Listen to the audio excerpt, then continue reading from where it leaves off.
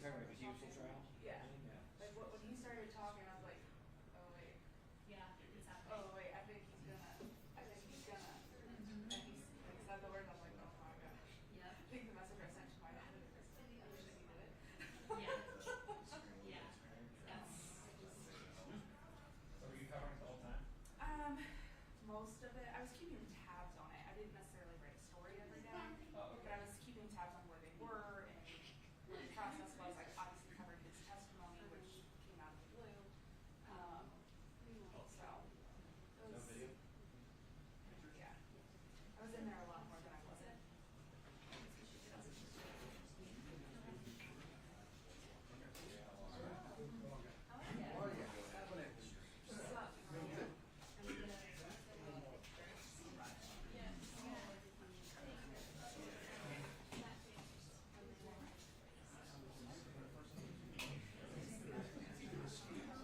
Yeah, I gotta be all like.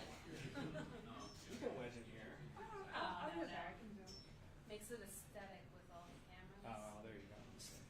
This is what the real is like. Huh? Press conference. I wish. No, I'm gonna be in Chicago for a wedding.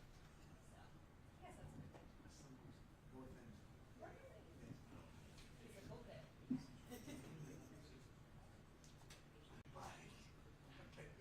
We'll talk. Do you want to go? No, spring is okay. I'm being smart. I should have all of them this thing. You can look at one. This one and the other one you're talking about. Right. I figured just go right in the middle.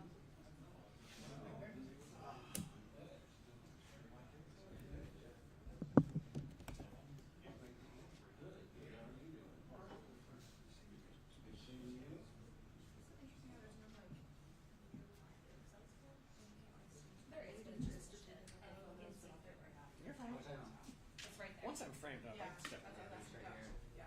And I can also flip it up. The problem is when they change people, his height is high with your Yeah. so. Everyone just be the same height. Bring a little box. Or like cut a little hole in the floor so everybody can stay the same height. Yeah, that would be good.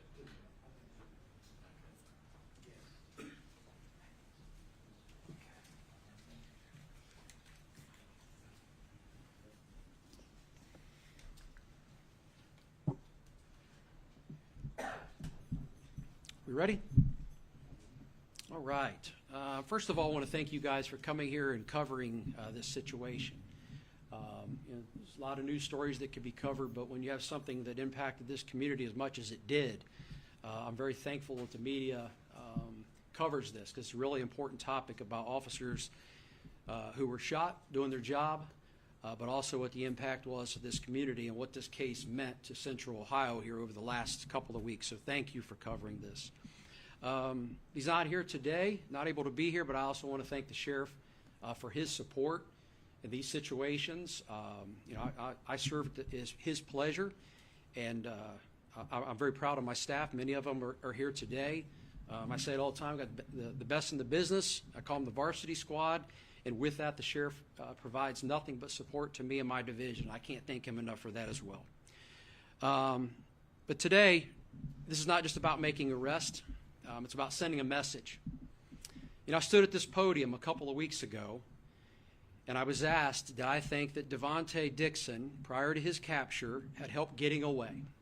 One of you reporters asked me that question. And what I wanted to tell you was, of course I did. I thought that he had help. You don't single-handedly evade capture from 100 Central Ohio police officers, the best in the business, without help that night, which brings us here today. And as you know, Dixon was arrested for trying to kill 2 Mifflin Township police officers who were just doing their job when they conducted that traffic stop in Clinton Township that night.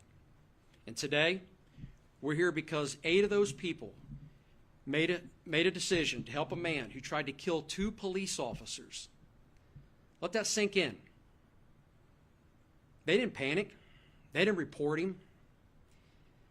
They became part of Dixon's safe house circle, if you will, his little network of enablers who gave him rides. They served as communication lines from one to another, some cases, they provided disguises, and they turned their homes into hideouts. And so today is about the names of those people that we took into custody this morning with the help of the U.S. Marshal Service. And so those people were Caitlin Mellon, 25 years old, Grace Mellon, 23 years old, Nathan Brown, 22 years old, Anusta Solomon, 21 years old, Isaiah Engel, 23 years old, Elijah Robinson, 22 years old, Namina Goller, 20 years old, and Latoya Birdsong, 42 years old. And of course, you guys know about the previous arrest with Jalen Call last week, or whatever the date was. So that's a total of 10 people who contributed to this absolutely senseless act. These were Dixon's trap rat friends, people who apparently thrive off of chaos and think justice can be outrun. Instead of taking a $40,000 reward, they chose to help a cop shooter try to disappear. Ended up in handcuffs, in a jail cell, and into the same spotlight of accountability that Dixon has. And with the help of the U.S. Marshal Service and Marshal Michael Black and his staff, who I can't thank enough, and also the FCSO detectives, many of them are here today, the FCSO Special Investigations Unit, the FCSO SWAT team, they tracked down Dixon's trail door by door, car by car, and lie by lie. And we found what we needed, not just because of what they said, because what they couldn't hide. And so these 8 people, and Jay LaCall previously, tried to shield the shooter, but they couldn't shield the truth. And to the officers that were targeted, to the families, to the officers that risked their lives to bring Dixon into custody, and to this community, we're not going to let people who aid violence walk away without consequences. And before I close, I want to thank the Franklin County Prosecutor's Office, Shayla Favor and her staff for their counsel, and who undoubtedly will see this case through. Lastly, I want to thank the Franklin County Board of Commissioners for their support. As Chief Deputy, who has the duty of managing public safety assets and resources, and as a taxpayer myself, I live in this county too. The impact and the direct and indirect costs of the actions of Dixon and his now 9 Safe House Circle friends is absolutely maddening. And we'll work with the Board of Commissioners to figure out how we manage that going forward. But I'll leave you with this. Justice wasn't denied. It was just delayed for those that were involved. And as of today, that delay is over. And so again, I want to thank you guys and for covering this. And I want to thank Marshal Black and his staff. And with that, Marshal. Thanks, Chief. Good afternoon, everyone, and thank you for being here this afternoon to cover this. As a law enforcement community, we continue to show the value of partnership, collaboration, and the sharing of information and resources. This is another example of our sustained relationship with the Franklin County Sheriff's Office. We remain focused to rid our community of these violent fugitives. We are consistently asking the public to assist us in removing violent criminals from our neighborhoods. These individuals we apprehended today had an opportunity to help us capture Dixon before he committed another violent act. Instead, they chose to help him evade arrest. By doing this, they put members of our community in harm's way, to include children, innocent bystanders, and our law enforcement officers. This will not be tolerated. I've said this numerous times over the past few years as we continue the extremely difficult task of locating and apprehending violent fugitives that attempt to evade capture. If you are found to be assisting them, you will more than likely be charged. Today's arrests serve as examples. We will continue to look for support from our community, and we are extremely appreciative when we receive valuable information that leads to an arrest of a violent criminal. Thank you for being here. Sorry, sir. At this time, I'd like to introduce Mifflin Township trustee Kevin Kavanagh. Thank you very much. And I want to just say thank you for keeping this story alive. I just want to give you a quick update on the two officers. Out of 15 shots that were fired, 11 shots hit their bodies. One officer is out of the hospital. He still doesn't have use of his right hand. They're hoping that as the swelling goes down in therapy, he won't need surgery. The other officer is still in the hospital. He's getting better. He's allowed to walk in the hallways now, and soon he will be going to inpatient therapy. I'm just thankful for all the care that he's getting at Grant. He's out of danger, but he has a long way to go. And I'm just thankful to the marshals, the sheriffs, for getting these 8 people off the street. And now I just hope that the prosecutors and the judges will keep them in jail. Thank you so much. We're going to open up to any questions that you guys might have. My first one would just be simple. Could you state everyone's name and spell it for me so I get it right in the title? We'll send it to you. How about we do that? That works great. Thank you. Thank you. Next. Are you looking for anybody else? Do you believe anybody else out there? We're not done, Steve. We're going to continue to gather information. So these people, had an opportunity to re-interview them today. More information was developed, and so today I can't announce any more arrests, but I can tell you if there are other people that are involved in this situation that helped Dixon stay away and put the community in danger, as long as I'm standing in this role, they're going to jail. So yeah, the work continues. Were they cooperative? Did they show any sign of remorse when you arrested them? We did not have any trouble apprehending any of them. They were surprised, but as far as we were very fortunate that there was no acts of violence or any trouble getting them all 8 in apprehension today. So all 8 are in custody? Yes, sir. 8 for 8. Can you talk about the ways that these people helped hide Dixon? Each one of these people played a little bit different role. All of them were overt acts, and those varied from providing rides, as I mentioned, in some cases provided disguises to move from one place to another without being discovered. Dixon, when he was arrested, obviously, you guys haven't asked about it yet, but certainly you will, he was still armed, and he was considered armed the whole time. And so we're still vetting some of that out. I'm confident that we're probably going to charge some people with additional weapons charges, and so they all helped at varying levels, but all of them were overt acts. They knew that he had warrants for his arrest. Many of them talked about that. So it wasn't like they were, unwittingly helping their friend. No, they knew exactly what he had done and the impact he had. And they chose not to cooperate. They chose not to just say, hey, you're a hot potato and stay away. No, they chose to advance his efforts to evade arrest.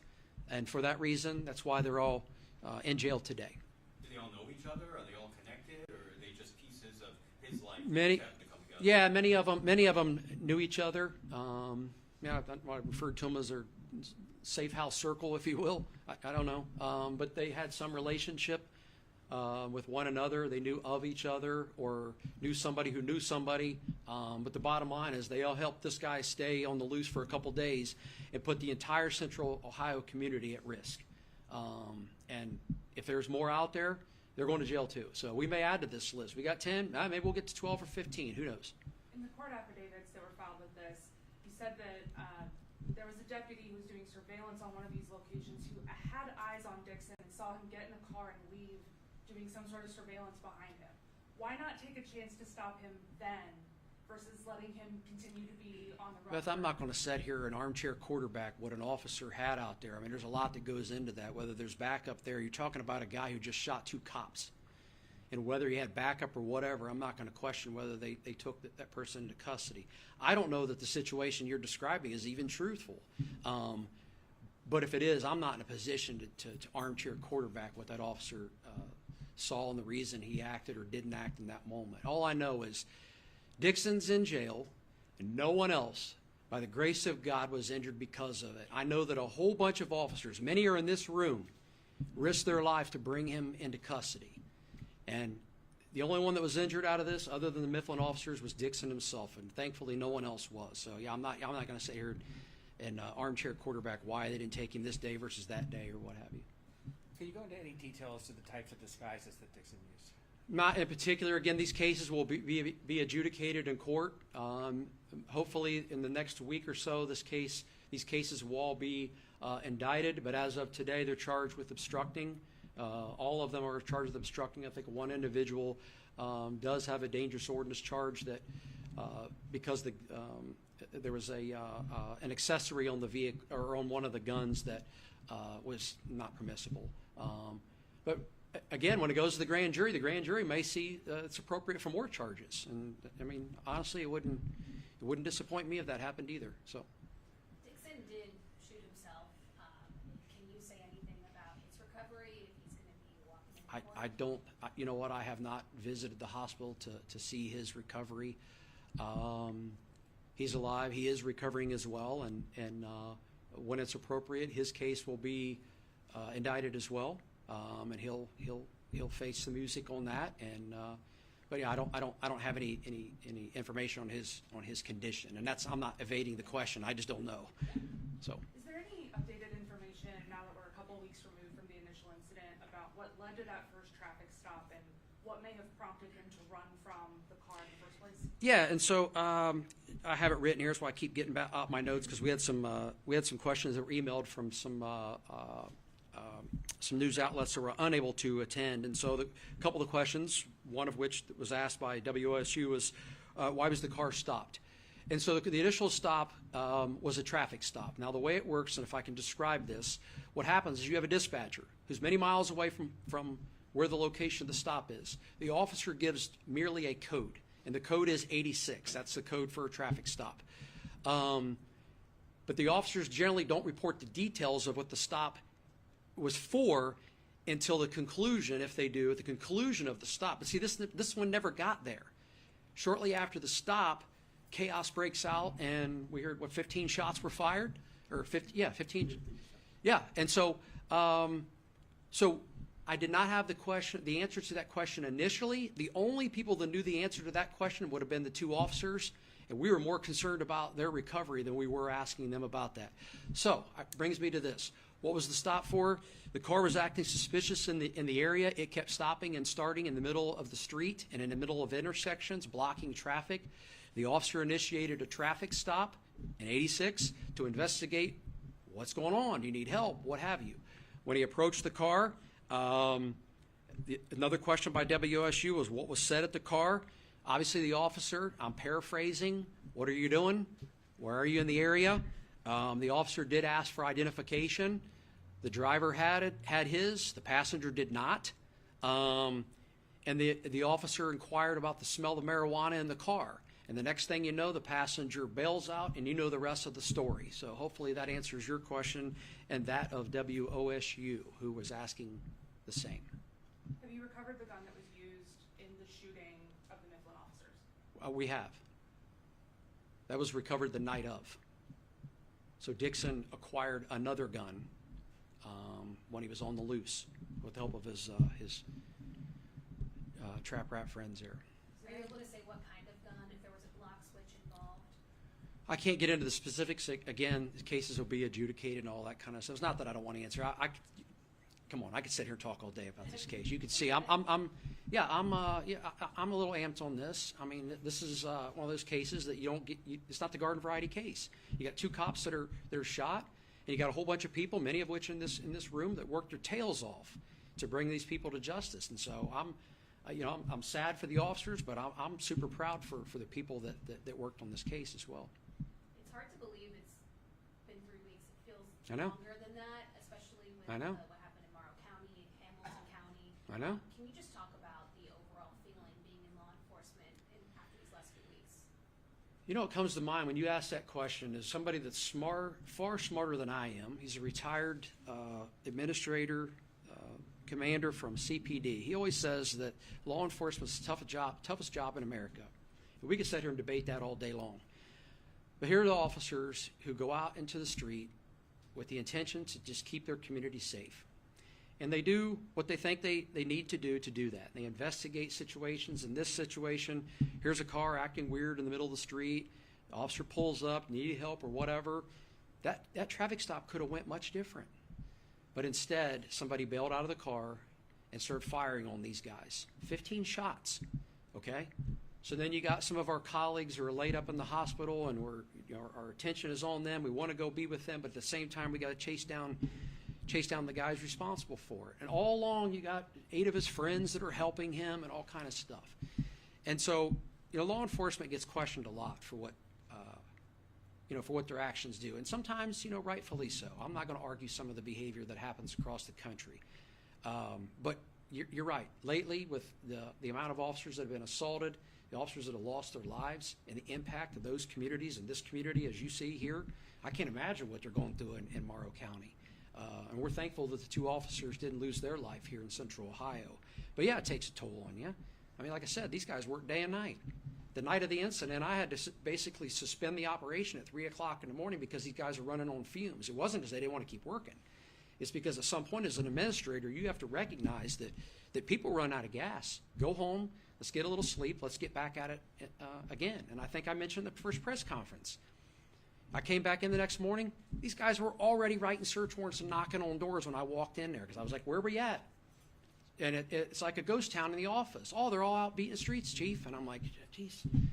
So, it takes a toll on them. But you know what? Today's a good day. Went out this morning looking to arrest 8 people who helped us. And with the help of our good friends here, very quickly they were all apprehended and no one got hurt. And that's a good day. You said he fired another gun while he was on the run. Any idea where that came from and if the person that facilitated that could be involved? I think I know, but I can't tell you today because we're still in consultation with the prosecutor's office on what the appropriate charge is.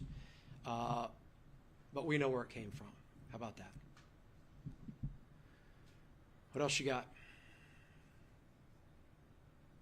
That it? Again, I just want to thank you guys for covering this. There's a lot of news stories out there you guys could be running around on. And one that impacts the community like this, I'm glad you're covering it. Like I said in my last comment there, the impact on this community and what these kinds of cases do. As an administrator, I gotta try to manage assets, and we're in budget cycle right now. I'm planning for 2026, and how am I going to run my division and help the sheriff's office run its budget?